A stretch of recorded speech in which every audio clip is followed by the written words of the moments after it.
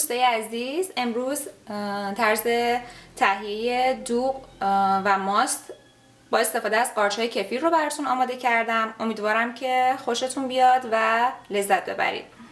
برای تهیه هر گونه فرآورده‌ای که کفیر داره ما ابتدا به قارچ کفیر نیاز داریم که من ماده اولیه‌اش رو از آمازون، سایت آمازون تهیه کردم و میدونم در ایران هم یک سری وبسایت ها به صورت آنلاین اون رو میفروشن و حتما در لینک این ویدیو براتون لینک سایت آمازون رو قرار میدم برای اون دوستانی که خارج از کشور زندگی میکنن. خب من حدوداً چند بار قارچ کفیرم رو کش دادم و الان همونطور که میبینین میزانش زیاد شده. برای کشت این قارچ شما میتونین از شیر گاو، شیر گوسفند، بز و حتی شیرهای گیاهی مثل شیر سویا و بادام هم استفاده بکنین. ولی نکته‌ای که خیلی باید به اون توجه بکنین این هستش که وقتی از شیرهای گیاهی استفاده میکنین شما میتونین نوشیدنی کفیر، حالا دوغ یا ماست داشته باشین، ولی باکتریاتون دیگه افزایش پیدا نمیکنن و رشد نمیکنن که تعدادشون زیاد بشه. در استفاده از قارچ‌های کفیر به چند نکته حتما باید خیلی توجه بکنید. اینکه حتما باید از ظروف شیشه‌ای استفاده بکنید و اینکه برای کش دادنش از صافی‌های پلاستیکی استفاده بکنید. هیچ گونه ظرف فلزی باید حدالامکان سعی بکنید که تماس نداشته باشه، چون باعث از بین رفتن و مردن این قارچ‌ها میشه. از اونجایی که من دوغ رو خیلی دوست دارم و اینجا دسترسی به دوغ ایرانی خیلی سخت هست و یا بعضا اگر هم پیدا بکنم قیمتش زیاده و خب مواد نگهدارنده هم داره، سعی میکنم که با استفاده از این قارچ ها نوشیدنی دوغ برای خودم تهیه بکنم.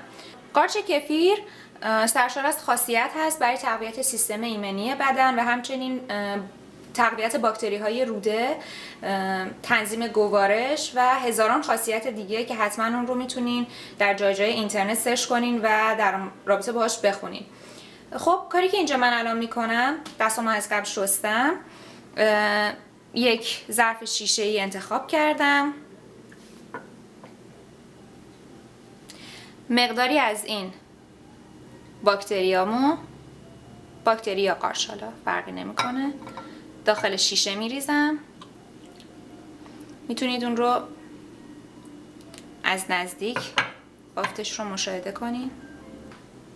این قارچ ها زنده هستن و وقتی شما با شیر حیوانی اون رو کشت میدین، طی هر مرحله متوجه رشد و زیاد شدنشون میشید.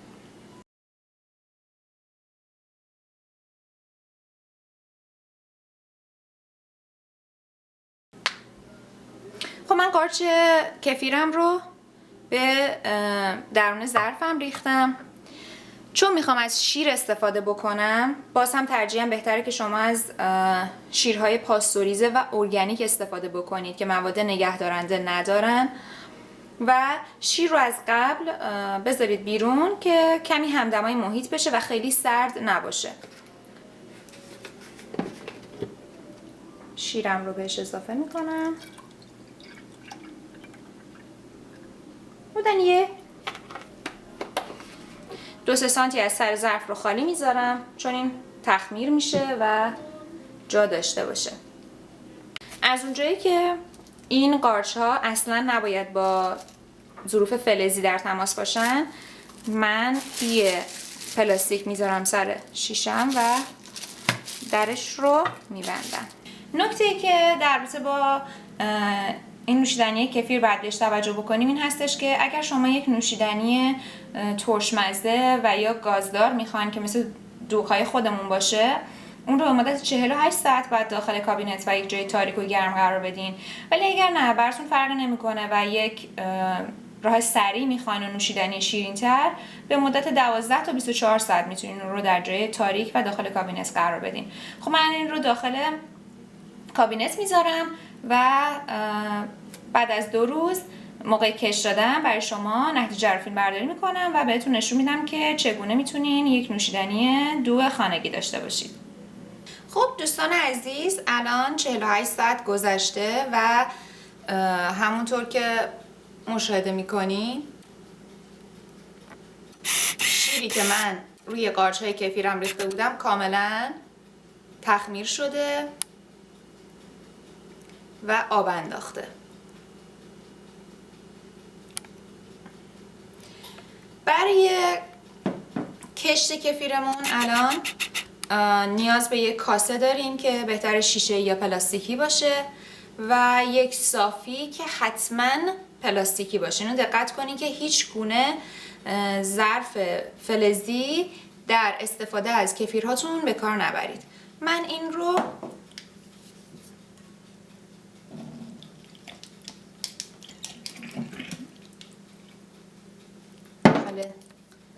صافی میریزم. دستم از قبل کاملا شستم. خب همونطور که میبینید مقداری ته ظرف من مونده که من از آب معدنی استفاده میکنم. کمی داخل این ظرف میریزم. به هیچ وجه از آب شیر استفاده نکنین. آبی که کلور داره به این قارچ های ما آسیب میرسونه.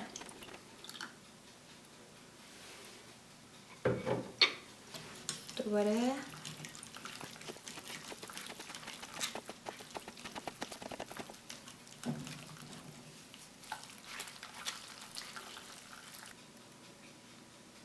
خب همونطور که میبینین من مقداری آب ریختم سرش و این الان نوشیدنی کفیر ما هست و این هم خود قارچ های کفیرمون که رشد کردن. خب من اون رو میذارم توی یک بشقاب. حالا به این نوشیدنی میتونم قاشق فلزی استفاده بکنم در رابطه باهاش، چون دیگه قارچ کفیری تو این ندارم. این چون خیلی غلیظ هست من باز دوباره مقداری آب بهش اضافه میکنم. چون این مقداری ترش هستش مقداری نمک، کمی فلفل که این هم باز سلیقه‌ای هست، هر چیزی که دوست داشتید میتونید اضافه کنید. مقدار کمی پودر گل سرخ،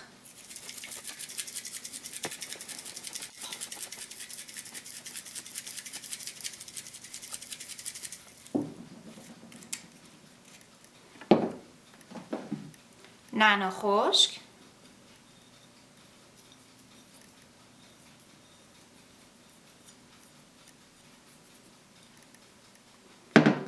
و من فلفل کراشت شده، فلفل قرمز خوش شده کراش شده خیلی کم بهش اضافه میکنم که